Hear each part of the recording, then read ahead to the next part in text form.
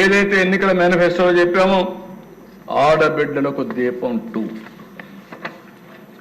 ఈరోజు ఒక విధంగా ఆలోచిస్తే చరిత్ర దిశ సమైక్య ఆంధ్రప్రదేశ్ దీపం కార్యక్రమం నేనే పెట్టా.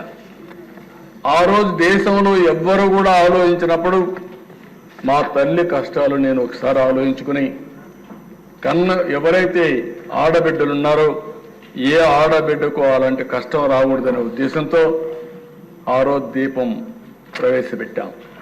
ఈ దీపం యొక్క ముఖ్యమైన ఉద్దేశం చూస్తే అధ్యక్ష ఎక్కడెక్కడో కట్టెలు తెస్తారు. ఓసారి వర్షాకాలంలో బయట ఉంటే కట్టెలన్నీ ఎండిపోతే బాగా తడిచిపోతే ఆ కట్టెలు తీసుకొచ్చి పొయ్యిలో పెడితే ఎంత పొగంటే ప్రతి ఒక్క ఇంట్లో ఒకే బెడ్రూమ్ ఇల్లు ఉంటుంది, రూమ్ ఒకటే ఉంటుంది, అక్కడే కిచెన్, అక్కడే డైనింగ్, అక్కడే పడుకుంటారు. ఇల్లంతా కూడా పొగొస్తే ఆడబిడ్డలు పడే కష్టం అవన్నీ చూసిన తర్వాత నాకు అనిపించింది. అప్పట్లోనే రామ్ నాయక్ అని ఒక మంత్రి ఉండేవాడు మహారాష్ట్ర నుంచి, వాజ్పేయి గారిని మెప్పించి రామ్ నాయక్ని గట్టిగా రిక్వెస్ట్ చేసి ఆ రోజుట్లోనే ఇంటింటికి దీపం కింద వంట గ్యాస్ సిలిండర్లు ఉచితంగా సరఫరా చేసిన పార్టీ తెలుగుదేశం పార్టీ అధ్యక్ష.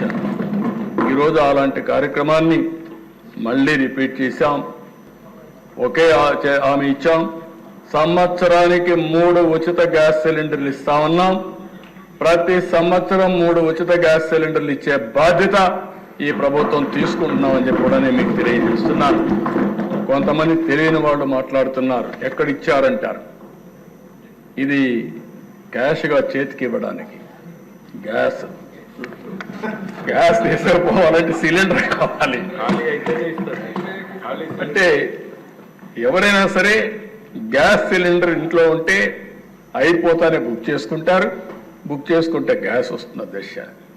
మేము ఏదైతే చెప్పామో చెప్పినప్పటి నుంచి ఇప్పటి వరకు 42,40,000 మందికి గ్యాస్ సిలిండర్లు బుక్ చేసుకున్నాం.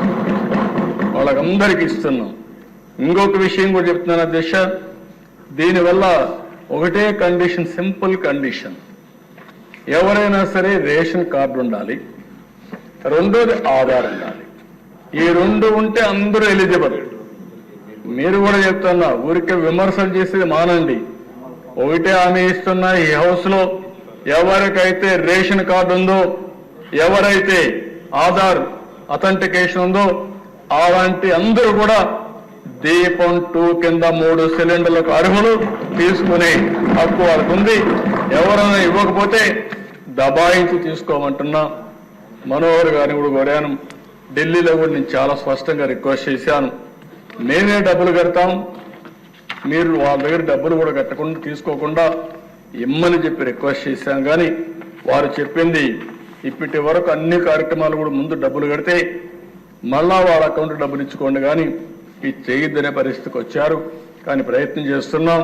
కానీ ఈరోజు ఎవరైనా ఇది కట్టిన ఆర్డర్ బుక్ చేసుకున్న తర్వాత 48 గంటల్లో వాళ్ళ అకౌంట్లో డబ్బులు వేసే బాధ్యత ఈ ప్రభుత్వం తీసుకుంటా. ఎస్క్రో అకౌంట్ కూడా ఓపెన్ చేశామని చెప్పి నేను మీకు తెలియజేస్తున్నాను.